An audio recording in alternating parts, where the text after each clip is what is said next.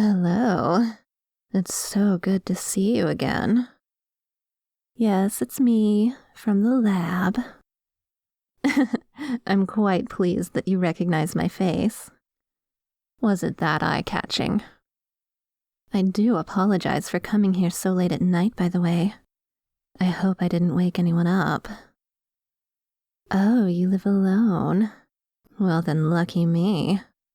Lucky in the sense that I didn't wake anyone up, I mean. Anyway, I have something important to talk about with you. It's about your blood test.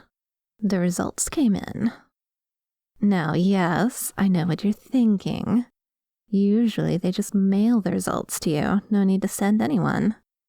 But I'm sure you'll see that this is an exception. There was something special, you see, in the results. Oh, don't worry. It's not one of those you have a month left to live sort of scenarios. It's nothing bad at all. Quite the opposite, in fact. Your blood is amazing. Well, this talk might take a while, so maybe we should have a seat.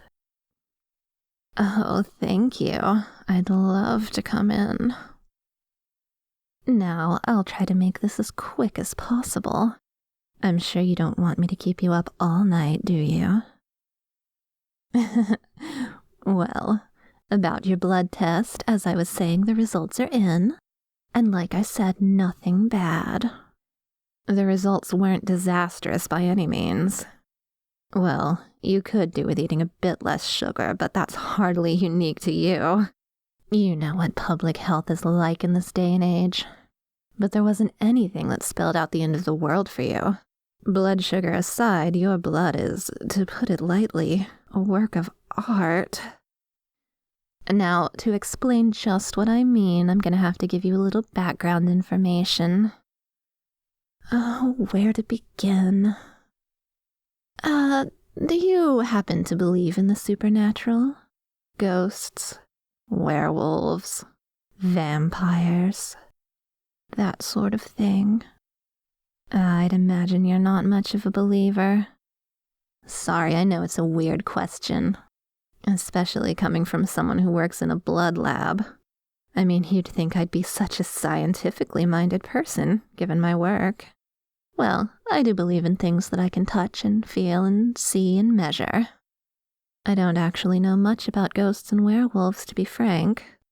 But why don't you give that mirror a good look and tell me what you see? Or rather, what you don't see. That's right. It's not a trick. My reflection really is nowhere to be seen in that mirror. And it's not some illusion either. You know how it goes, right? The whole vampires don't have reflections thing. Makes it so hard to get ready for work. I just run a brush through my hair and hope for the best. Yes, I know this might be hard to believe, but what I'm saying is I'm a vampire. The kind that drinks blood and prowls the night. You don't believe me? Well, I admire your skepticism. How heavy is this couch? It's pretty big. Maybe it's 300 pounds or more. Take a look at this. See, I can lift it with one hand. I'm not even breaking a sweat. I don't think the same could be said for you. Don't worry, I'll put you down gently. I know we'll wake the neighbors if we're loud. Wouldn't want that. But it's incredible, right? Even the weakest vampires can lift at least 20 times what an average human can. This sort of strength is nothing to us. But to you, it's some sort of marvel. So surely you must believe me now. Though to tell you the truth, at this point, it doesn't really matter. Honestly, it never mattered. I don't care if you believe me or not. It doesn't change a thing. I'm going to have you either way. You see, dear, you're a marvel too.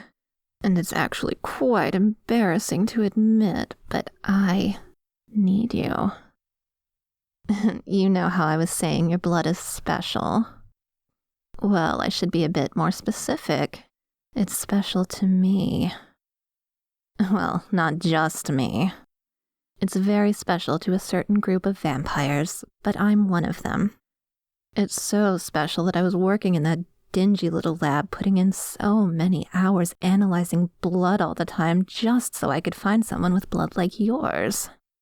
Oh, you look a little lost. Let me tell you a bit about my medical history. You see, I have a certain medical condition. I'm sure you haven't heard of it, it only affects vampires. It's called hemoclectia. I developed symptoms about a month ago. What it means, essentially, is that I can't drink or make use of the vast majority of different types of human blood. Though, even vast majority is a bit of an understatement here. I don't mean just your basic blood types like A or B or delicious O. If it was just that, then at worst I'd have 1% of the human population I could feed on, which is much bigger than it sounds. But it's a lot worse than that for me. The one type of blood that I can actually digest is so rare it practically doesn't even exist. At least, that's what I thought, until I saw yours. Hemoclectia leaves the victim with very strict requirements for what type of blood they can drink. But yours, it's perfect. Better than perfect. There isn't a single drop of blood anywhere in the world more perfect than yours. The acidity level, the ratio of white blood cells, the oxygen saturation. Everything is just so woven into the masterpiece that is your blood. Every last detail absolutely flawless. I'm salivating just thinking about it. Finally, blood I can actually drink. You have no idea how starved I've been. I just can't contain myself. In fact, let me just get a little closer. Putting my hand on your heart like this, feeling it pump all that succulent blood, it's intoxicating. Well, your clothes are a bit in the way of me feeling your heart, but the point still stands. Blood. I haven't had anything in a month, but now after all this time, I have in front of me what must be the only person in the world who can sate me. I'm gonna have a sip. Oh my god. I hope that didn't make you too nauseous. Bear with it, it'll pass. Oh, but you know what? Finally having some blood after all this time. It's like finding water after being stranded in the desert. I imagine that's the example a human would understand. Humans like water, right? It's so good. But I'm not the only one after it. You are a gold mine for vampires with a condition like mine. Usually when a vampire gets hemoclectia, it's essentially a death sentence. They'll be doomed to starve to death. After all, the chance of finding someone with blood like yours is essentially 0. In fact, if the models are correct, the chance is basically 1 in a billion. So it really is a miracle I found you. Destiny, even. And obviously that means there are going to be a lot of vampires after you. But don't worry, you'll be safe with me. I'll keep you nice and protected in my home. It's like a fortress. I even have a bunker. There you will offer your blood exclusively to me whenever I ask for it. And that's it. That's all you have to do. Your one job. Simple and low stress. You're welcome. I'll take care of everything else. You don't have to worry about anything. Forget about the stress of waking up early and forcing yourself to go to school or work. Ugh. Forget worrying about money. I have plenty of that. Forget worrying about your belongings. I'll buy you whatever you need, as long as you'll be a good little snack. I notice you seem to have a lot of useless stuff around here. I can buy you all kinds of useless stuff. Back at my place, it'll be just like home, except this time you'll have some actual company. Really, you need some time to think about it. Oh, you poor, poor thing. Are you under the impression that you have a choice? You're mine. You're coming with me whether you like it or not. I'm powerful even by the standards of vampires. I'm influential in both the human and vampire worlds. So what makes you think you can resist me?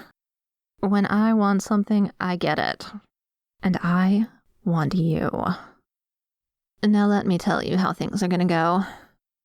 First, you're going to apologize for even entertaining the possibility of trying to resist me. Then, if there's anything you want to bring along, you can bring it, as long as you can pack it up in, say, 15 minutes. Then we are getting in my car and driving away so I can have you locked up by sunrise. Do you understand? Good. Apology accepted. Now come on. Your 15 minutes are ticking away.